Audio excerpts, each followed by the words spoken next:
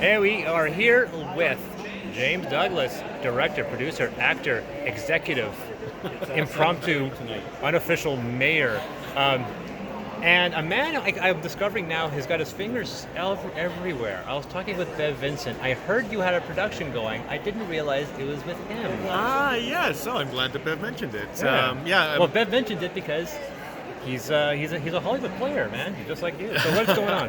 Well, so Bev Vincent co-edited a book with Stephen King called Flight or Fright, which is a book of short stories that are all short horror and supernatural stories that take place around airplanes or around aviation. Yeah, he was talking about it at length. So yeah, oh, great. Well, yeah. So one of the story that he wrote for that compendium is called Zombies on a Plane, taken from the movie Snakes on a Plane, and it's a great little short story about a zombie apocalypse, and there's a plane involved, and I really just dug that story. So when we were chatting with him about coming to FanCon, go ahead, move up. When we were chatting with him about coming to FanCon, I broached the subject about us possibly adapting that short story into a feature-length screenplay, and he was quite excited about it. And in fact, it's not a dollar babies. This is a real deal. No, this is the real deal. Yeah. So the idea is that he and I will co-write the script together. We've got a couple of producers that are interested in the idea, so we're just going to shop around a bit and see if we can get some funding to make a movie. And that's one. This is one. You have others. Yes. Like?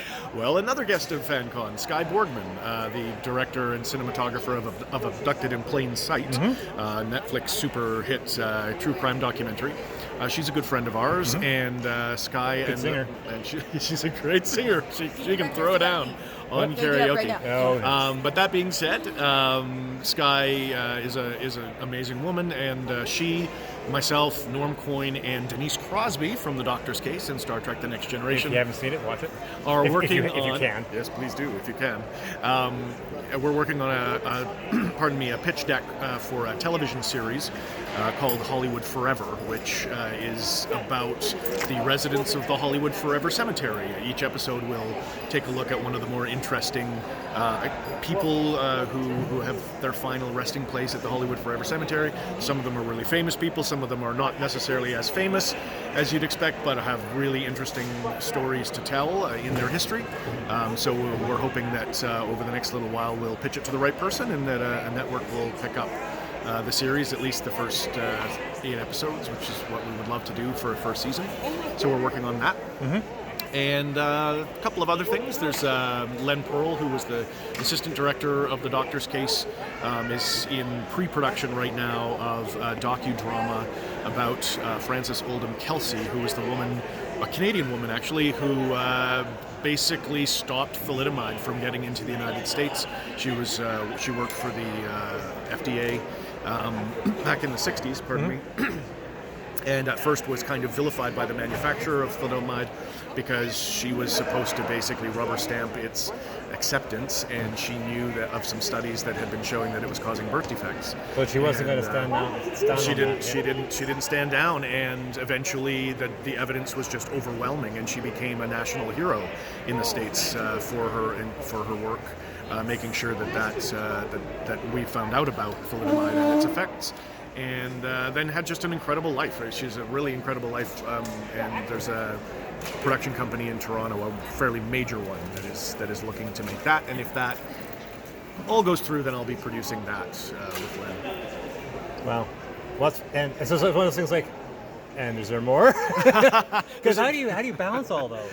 It's very difficult. It's difficult when you have a 60-hour-a-week day job, as I do as well. Because you still have another job. Yes, I love my job, and I do some great fun stuff for Barkerville. I quit my day job to write full time, and you're working full time, and then you're doing all this. I'm like, well, obviously I could have stayed in retail, I guess. So. Well, I mean, ultimately, some point in the future, if I was able to make films full time, I would probably want to direct my energies that way. But right now, everything's still, we've got irons in the fire, but nothing is 100% full time at the moment. So I'll keep and my love for Barkerville is very, very strong and always will be. So I'm very happy to have the job that I do with Barkerville right Big now. events coming up. Obviously, you'll have Canada Day on July. July 1st, absolutely.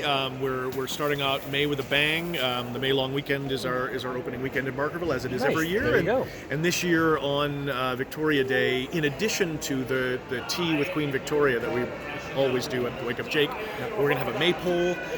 People can do a maypole dance, and there'll be some games for kids and stuff throughout the day as well. Oh, that's fantastic. I celebrated Canada Day at Barkerville. It was beautiful. I told we camped and it was 3 degrees outside because I forgot you're 1,000 feet above Prince George, and that's crazy. But yeah, but it's fantastic. It's fantastic, and you'll be doing that again this year, and Absolutely, yeah. and it'll probably hopefully weather will be better.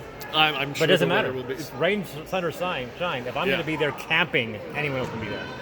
That's true, absolutely. Always bring a change of clothes for any weather when you come to Barkerville. I've seen it snow every And month if you of the want, year. be period specific if you want, or be anachronistically specific.